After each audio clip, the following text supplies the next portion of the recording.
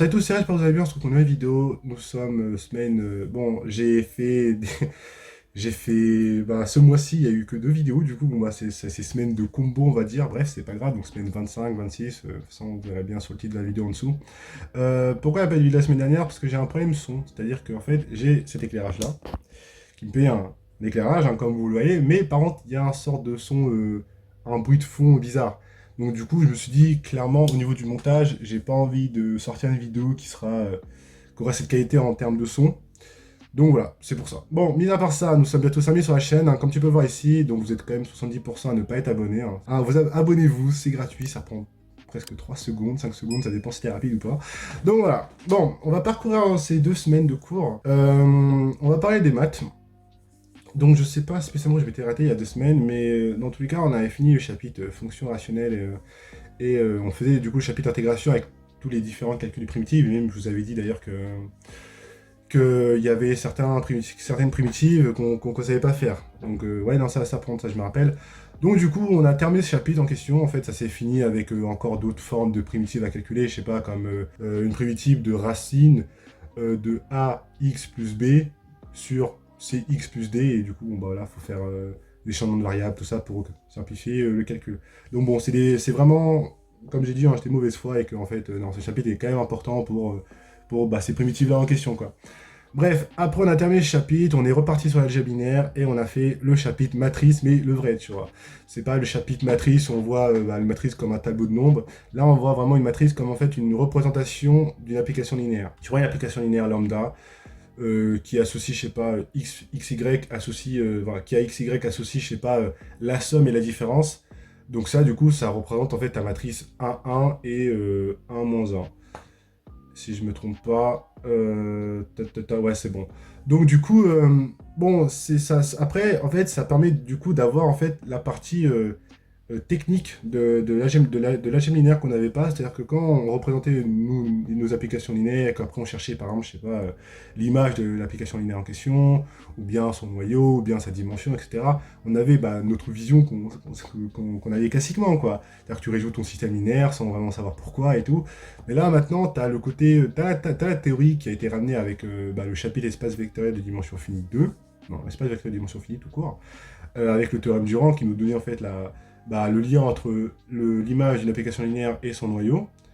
Et donc ça, c'est la partie théorique, mais il nous manquait aussi la partie technique, qui est en fait la représentation bah, par une matrice. Et du coup, il y avait tout le calcul matriciel qu'on avait fait en fait au premier chapitre de matrice. Par exemple, du coup, pourquoi dans le premier chapitre on calculait en fait des matrices à la puissance n par plein de méthodes, hein, soit par binôme de Newton, soit par, je sais pas, avec un polynôme annulateur ou n'importe quoi, ou bien une relation de récurrence. Bah, c'était pour en fait représenter en fait en application linéaire itéré n fois. C'est-à-dire quand tu fais, je sais pas, tu prends f une application linéaire et tu fais f rond f et bah f rond f n fois quoi. Donc on va voir ce qui est des maths quoi. C'est vraiment vraiment vu les matrices autrement quoi. D'ailleurs il y a un truc que j'ai vraiment bien aimé sur c'est les matrices de passage en fait en algèbre. C'est vraiment tu prends ton repère cartésien que tu connais, ton x qui est là-bas, bah du coup ce sera bizarre si la vidéo elle est, je sais pas si ce sera de quel côté, bon, bref, vous m'aurez compris. Toi t'as ton x qui est ici, t'as ton y qui est ici, et du coup bah quand tu fais une rotation de tes deux vecteurs, ça va faire un truc comme ça quoi, selon un angle θ quoi. Et bon bah tu prends n'importe quel vecteur, tu peux bien sûr décomposer sur la première base qu'on a vue, la base classique qu'on connaît, mais aussi l'autre base, parce qu'au final, les vecteurs restent toujours libres, et ils sont bien de cardinal 2, donc qui génèrent bien ton plan, quoi. C'est bien une base de ton plan. Tu peux toujours bien représenter un vecteur quelconque selon la première base, la base classique qu'on connaît, mais aussi bien sûr l'autre base avec subi d'une rotation de θ, quoi. Et le truc, c'est que ça peut se représenter par cette matrice de passage, qui en fait qui exprime simplement en fait les anciennes coordonnées en fonction des nouvelles. Et ça, comment dire, bah, on l'avait déjà vu en fait dans le premier TD matrice, c'est-à-dire en fait la matrice qui fait cos moins sin θ et cos θ. Et bah ça en fait ça permet vraiment de prendre bah, ta base et de subir une rotation d'un angle θ en question quoi. Et on sent vraiment bien du coup géométriquement ce que ça veut dire. Comme je le dis en fait l'algèbre c'est ce qui m'a vraiment encore plus accroché aux maths quoi cette année. L'analyse, franchement, je dis pas, hein, en commentaire, ça commence à me lâcher, ouais, j'aime pas l'analyse, alors que c'est quand même une grande partie du programme. Non, non, j'aime bien l'analyse, mais l'algèbre est mieux, quoi. En tout cas pour moi, bien sûr, ton avis, ils aiment très, très bien l'analyse et ils vivent très bien comme ça, hein, bien sûr. Donc bref, c'était tout pour les maths, en vrai. Ensuite, en ce qui est de la physique, on a, je sais pas si, ouais, on a fini le chapitre avec les solides ioniques. En vrai, la prof a décidé de pas commencer de nouveau chapitre, bah, c'était un peu Bon, c'était un peu logique, quoi, ça sert à rien de commencer un nouveau chapitre maintenant, après avoir 2 semaines de pause, et au final qu'on ait tout oublié au bout de 2 semaines, parce que bon, elle nous met plein de poissons rouges d'ailleurs. Donc non, c'était vraiment, on a terminé ce chapitre-là en question des solides ioniques, donc ça s'est arrêté par je sais pas quoi, parce qu'en vrai ce chapitre il m'intéresse vraiment pas. C'est l'un des seuls chapitres en physique de cette année où je me suis dit non franchement j'en ai marre. Mais bon, tranquille, hein, on va quand même bien sûr apprendre ça pour le DS et à la rentrée, hein, ça c'est sûr, hein. Mais bon, voilà, mis à part ça, on a aussi fait le chapitre avec le mouvement des solides. Ça par contre, on va vraiment ensuite le lire en SI parce qu'en fait on fait le même chapitre parce qu'on fait la statique en SI. Là maintenant on a terminé la cinématique. Et là on a vu deux explications différentes pour la prof de physique et la prof de SI, je sais pas, des moments, des moments d'une force pour un solide. Et franchement j'ai grave plus aimé l'explication de mon prof de SI plutôt que ma prof de physique. Je sais pas pourquoi. Donc bon, franchement, bon, c'est pas grave, hein, dans tous les cas, ça reste la même chose mathématiquement, c'est juste que l'explication est un peu mieux, on va dire. Bref, mis à part ça, on a vu les solides en translation, les solides en rotation. Bon, en vrai, les solides en translation, ça change pas grand-chose de ce qu'on a fait au fait depuis toujours, quoi, avec la mécanique du point, quoi. Mais par contre, pour les rotations, il y a vraiment cette analogie avec, je sais pas, le PFD, où du coup, on avait masse fois l'accélération qui est égale à la somme des forces, bah du coup, on aura en fait J, c'est le moment d'inertie de ton solide, fois oméga point. Ouais, oméga point directement, ou θ 2 points, ça dépend aussi. Ça dépend comment en fait, ça tout dépend de ta notation, bien sûr, mais et ça représente en fait ton accélération angulaire et qui est égale à le moment des forces appliquées à ton solide, quoi. Donc c'est cool, il y a vraiment une analogie, quoi, et c'est intéressant. Bien sûr, en prépa, c'est pas demandé de calculer le moment d'inertie, parce qu'en fait, au final, on sait pas calculer des intégrales triples. Et le pire, c'est que je crois que, je sais pas si j'ai mal entendu ou pas, mais avant, il y a 20 ans, ils savaient faire ça en classe préparatoire. Nous, on sait pas faire ça. Donc bon, peut-être en deuxième année, on saura comment calculer des intégrales triples, doubles, surfaciques, avec tu sais, deux intégrales avec un cercle autour. C'est n'importe quoi, mais tranquille. Bon, de toute façon, on saura ça tôt ou tard, quoi. Mais en tout cas, c'est vrai que on ressent que il y a certaines preuves, des fois en maths et tout, ou même voilà, certains calculs en physique où elle dit, bon, bah, c'est plus au programme parce que bon, bah, vous êtes nuls, en fait. Non, mais voilà. Donc ça s'est arrêté par ces deux chapitres-là. Donc on a terminé la méca, la chimie, il nous restera encore à faire des diagrammes EPH, je sais pas quoi là. Euh, des transitions de phase, un truc du genre. Et puis voilà. Ça s'est arrêté par juste terminer les fiches de TD d'ailleurs. Donc TD pour la mécanique du solide et pour la cinétique. Non, pas la cinétique. Pour les solides ioniques. En SI, on a terminé la cinématique et on a commencé la statique. Donc Enfin, en cinématique, on s'intéressait en fait au mouvement des différentes pièces dans le système. Là maintenant, on cherche à savoir les causes en fait de ce mouvement, quoi. Donc bon, bah, c'est là où on commence à faire tous nos formules de moment d'une force, moment cinétique, etc., etc. Et franchement, j'aime bien comment du coup, j'aime bien comment il amène en fait le prof de SI en fait. Ah mais voilà, en vrai, c'était juste le début du cours en jeudi, donc on n'a pas vraiment fait grand chose. On a fait quoi, 2 heures de cours, donc c'était juste même des rappels de ce qu'on a fait en physique, vu qu'on venait de le voir il y a à peine une semaine et demie, quoi. Donc on n'a pas vu grand-chose, on a juste vu en fait les degrés de... Comment ça s'appelle? Les... je sais pas, c'est-à-dire que on avait en fait au final des liaisons, je sais pas, liaison pivot, et t'avais en fait du coup son torseur cinématique, voilà. Et en fait, t'as le sorte d'équivalent, mais pour du coup la statique. Donc c'est-à-dire que quand t'as une liaison pivot, t'as du coup ensuite un torseur, mais j'ai oublié le nom. Bon, pas grave, je le retrouverai. Bah, ou même ceux qui sont en prépa, dites-nous le moi en commentaire directement, quoi. Euh, donc voilà. Donc on n'a rien fait vraiment de très très très particulier en SI. On a DM à faire pour les vacances, il est facultatif, mais bon, c'est quand même intéressant de le faire.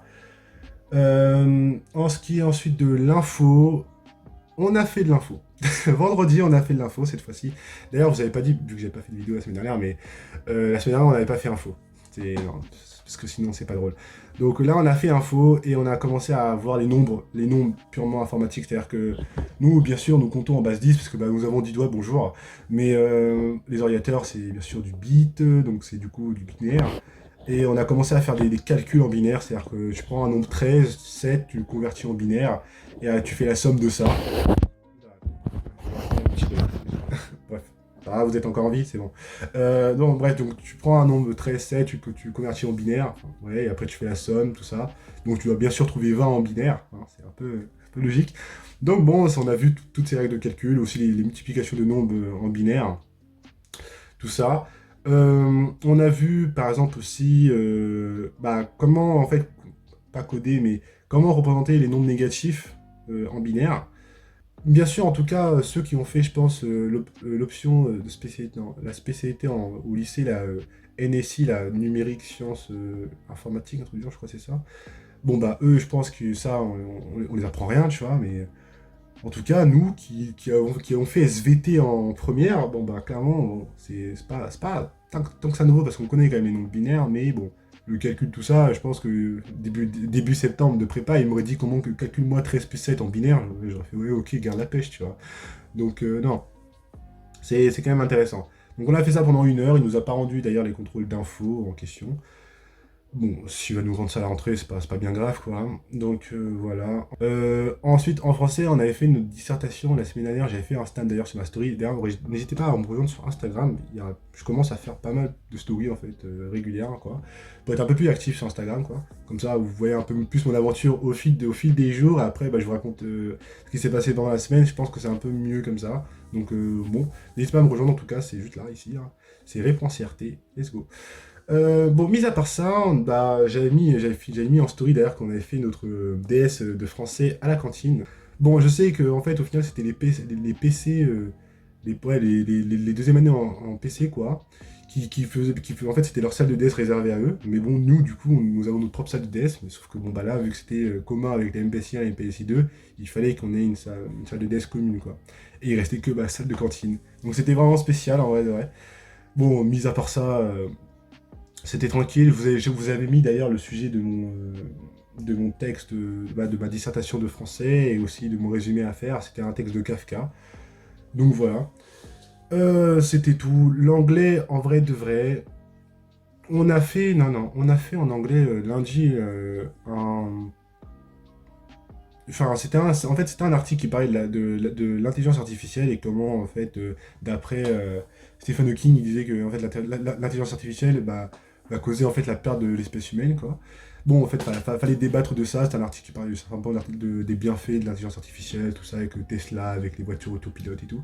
Bref, et il fallait juste dire oui, que pense l'auteur des bienfaits et des peurs qu'on a par rapport à l'intelligence artificielle, après dire ton opinion selon la citation de Stephen Hawking. Bon bref, fallait raconter sa vie sur ce qu'on pense de l'intelligence artificielle, quoi. Donc bon, on a quand même fait un truc vraiment sérieux en fait en anglais, quoi, cette semaine, donc bon, voilà, hein, ça, ça commence à réfuter le mythe qu'on se fait sur cette chaîne depuis le début de l'année. Donc bon, voilà, c'était en vrai tout pour cette semaine. C'était une semaine... non, cette semaine, non, les 2 semaines qui sont passées. C'était une semaine longue. En vrai, là, ces 2 semaines de vacances vont vraiment être là pour se reposer, là, parce qu'il fallait vraiment avoir des vacances. J'ai très peu dormi de fou. En vrai, bah, de toute façon, vous voyez bien sur toutes les vidéos là, qui sont faites sur cette période-là, j'avais des cernes de fou. Là, en vrai, elles sont parties, parce que là, on est samedi, je suis rentré depuis hier. Donc là, j'ai quand même bien récupéré. Je sais pas s'il y aura spécialement des vidéos pendant ces vacances. On verra bien comment ça se passe. Bon, c'était tout. C'était Ray. Je vous dis à une prochaine vidéo. Et voilà. Allez, peace.